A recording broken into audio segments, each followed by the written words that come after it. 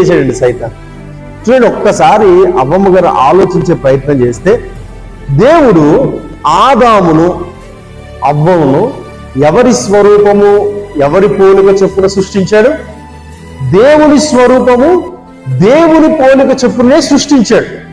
మరి దేవుని పోలిక చేత, దేవుని స్వరూపము చేత సృష్టించబడిన వీరు సేమ్ దేవుని స్వరూపంలోనే ఉన్నారు. కానీ సైతాన్ ఏం చెప్తున్నాడు?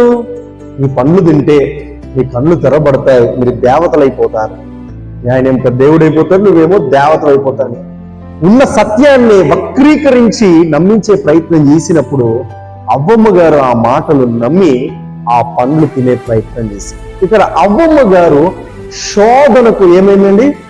పడిపోయింది. శోధనకు పడిపోయింది. ఈ రోజుల్లో ఈ శోధన ఎవరిని కూడా విడిచిపెట్టట్లేదు.